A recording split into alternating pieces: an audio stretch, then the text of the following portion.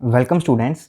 तो last lecture में मैंने आपको एक थ्योरम करवाई थी, उसका प्रूफ करवाया था कि अगर हमारे पास कोई भी सीक्वेंस होती है एक्स एन, अगर वो एक्स पे कन्वर्ज कर रही है तो उसके जितनी भी सब सीक्वेंसेस हैं वो भी उसी सेम एक्स पॉइंट पे कन्वर्ज करती हैं। अब इसकी हेल्प से हम बहुत सारी ऐसी सीक्वेंसेस हैं जिसको प्रूव कर सकते हैं कि वो कन्वर्जेंट होंगी। इसके अलावा ये भी प्रूव कर सकते हैं कि कुछ ऐसी सीक्वेंसेस जो कन्वर्जेंट नहीं होंगी। पहले मैं आपको वो सीक्वेंसेस की बात बताता हूँ जो कन्वर्जेंट होंगी। अब जैसे कि सबसे पहले आपको कुछ नोटेशन समझनी होंगी, देखिए ध्यान से। अब की बार मान लीजिए हमारे पास एक एक्स एन सीक्वेंस है, that is x1 x2 x3 x4 x5 and so on xn, है ना। तो ये मान लीजिए कोई सीक्वेंस पड़ी है। अब मैंने एक सीक्वेंस लिखी x2n।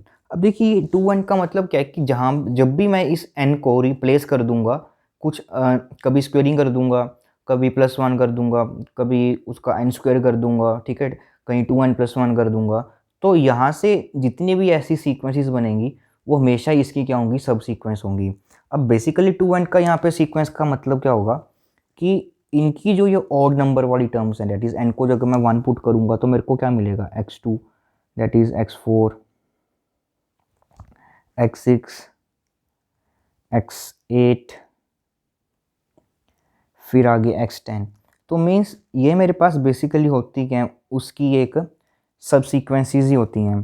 फॉर एग्जांपल के लिए अब की बार जैसे 3n आ गया ना, तो ये क्या बन जाएगी मेरे पास, x3 x6 x9 x12 and so on.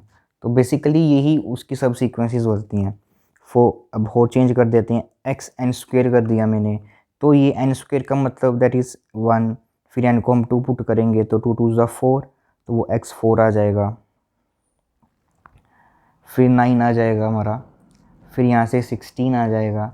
तो बेसिकली ऐसे ही ये सारी की सारी हमारे पास क्या होती हैं, एक तरह से उसकी सब सीक्वेंसेस ही होती हैं। अब देखिए क्वेश्चन करते हैं हम।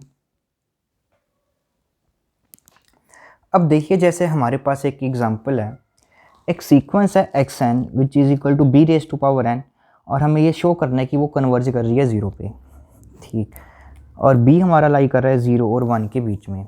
अब देखिए जैसे आपको पता है कि इसकी जो फर्स्ट टर्म आएगी हमारे पास वो बी आएगी, फिर बी स्क्वेयर, फिर b cube, b raise to power 4, और बी 0 और 1 के बीच में लाई कर रहा है। तो बी अगर 0 और 1 के बीच में लाई करता है तो यहाँ से जो ये सीक्वेंस बनेगी वो क्या बनेगी, ये नंबर आपका कम होता जाएगा। दैट मीन्स ये आपके पास कुछ इस तरह से सीक्वेंस बनती रहेगी। मीन्स ये क्या होगी, हमारे पास एक मोनोटोनिकली डिक्रीजिंग सीक्वेंस होने वाली है। क्लियर। अब अगर ये मोनोटोनिकली डिक्रीजिंग सीक्वेंस है, आपको पता है कि अगर बी 0 और 1 के बीच में लाई कर रहा है तो b raise to power n की जो वैल्यू है वो भी 1 और 0 के बीच में लाई करेगी। तो डैट मीन्स ये सीक्वेंस बाउंडेड भी होगी और ये सीक्वेंस आपकी मोनोटोन कन्वर्जेंट, क्योंकि ये देखिए ना ये इसके बीच में लाई कर रहे हैं। अगर आप पॉजिटिव पावर लोगे तो वो इसके बीच में लाई करेगा, है ना, फॉर ऑल एन के लिए। तो मीन्स जो हमारे पास एक्स एन सीक्वेंस है वो क्या होगी, एक मोनोटोन डिक्रीजिंग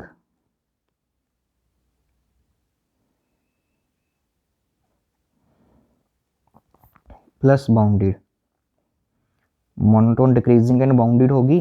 तो डैट मीन्स वो क्या होगी, हमारे पास एक कन्वर्जेंट सीक्वेंस होगी, दैट इज़ वो कन्वर्ज कर जाएगी। दैट मीन्स जो ये सीक्वेंस है हमारी कन्वर्जिस करेगी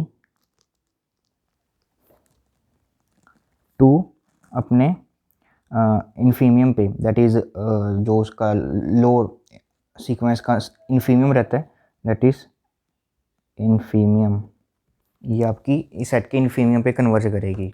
अब दिक्कत ये आती है कि कन्वर्ज तो करेगी बट उसकी लिमिट हमारे को शो करनी है, लिमिट क्या आएगी।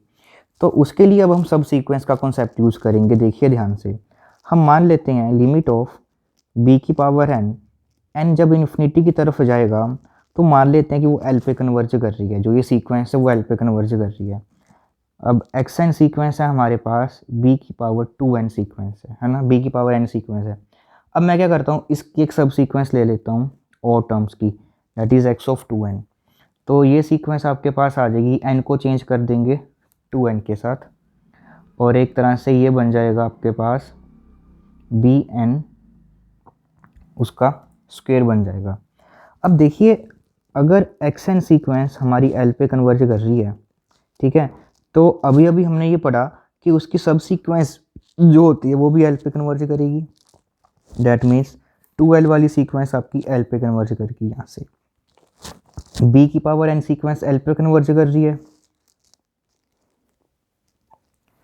तो b की पावर 2n वाली सीक्वेंस किस पे कन्वर्ज करेगी, एल स्क्वायर पे। तो मीन्स ये इधर वाली कन्वर्ज कर रही है एल स्क्वायर पे, तो L is equal to L square होगा यहाँ से। तो that means L square minus L zero होगा, तो L into L minus 1 zero आ जाएगा। तो डैट मीन्स या तो एल ज़ीरो होगा यहाँ से हमारे पास, या एल को होना पड़ेगा 1। अब ध्यान से देखिए, अब ये सीक्वेंस जो थी हमारे पास मोनोटोन डिक्रीजिंग सीक्वेंस है, और ये उसका लोअर बाउंड है, एक तरह से अपर बाउंड है। तो वो अपने वो लोअर बाउंड की तरफ, क्योंकि डिक्रीजिंग है ना, तो वो कन्वर्ज किस पे करेगी, अपने इन्फीनियम पे कन्वर्ज करेगी, छोटे नंबर पे करेगी। तो एल इज इक्वल टू 1, ये तो उसका इन्फीनियम हो ही नहीं सकता उस सेट का, क्योंकि सारे के सारे नंबर तो उससे छोटे हैं, तो ये तो इन्फीनियम हो ही नहीं सकता। तो सिर्फ एक पॉसिबिलिटी बचती है एल की, 0। तो एल की यहाँ से वैल्यू आ जाएगी आपके पास 0।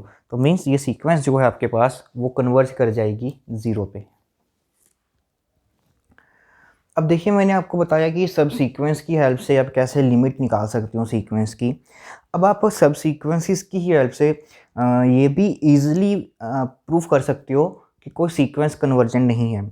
अब जैसे कि सेकंड एग्जांपल है, तो अगर आप किसी सीक्वेंस की कोई दो ऐसी सब सीक्वेंसेस ढूंढ पाओ जो कन्वर्ज, कोई ऐसी एक सब सीक्वेंस ही ढूंढ लो जो कन्वर्ज ना कर रही हो, तब भी ओरिजिनल सीक्वेंस कन्वर्जेंट नहीं होगी।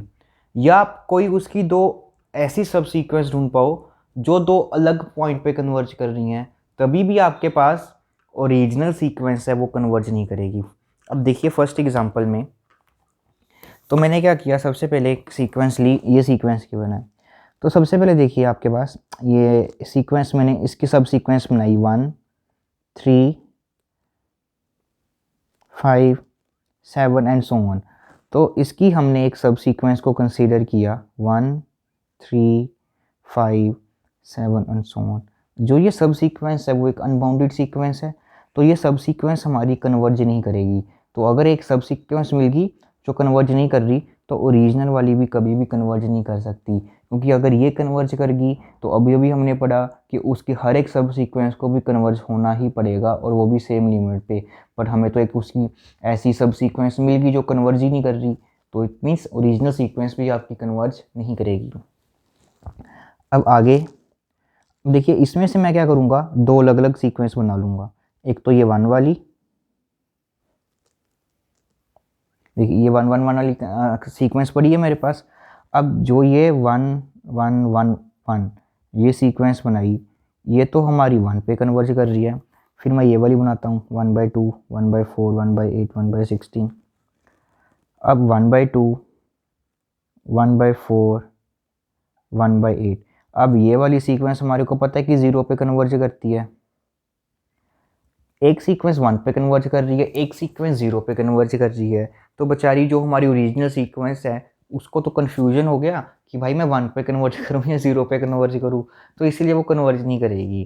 क्योंकि अगर वो कन्वर्ज करेगी तो सभी सब सीक्वेंस को सेम लिमिट पे कन्वर्ज करना पड़ेगा, बट ये तो दो अलग अलग लिमिट पे कन्वर्ज कर रही हैं, तो इसका मतलब ये भी सीक्वेंस आपकी कन्वर्ज नहीं करेगी। अब ये सीक्वेंस भी ऐसी ईजी है, ये बनेगी आपके पास -1 1 -1 1 -1 1 -1 एंड 1। एक सीक्वेंस आपकी -1 पे कन्वर्ज कर रही है, ये वाली कांस्टेंट सीक्वेंस, और दूसरे वाली ये आपकी 1 पे कन्वर्ज कर रही है। तो मीन्स ओरिजिनल सीक्वेंस है वो भी आपकी कन्वर्ज नहीं करेगी।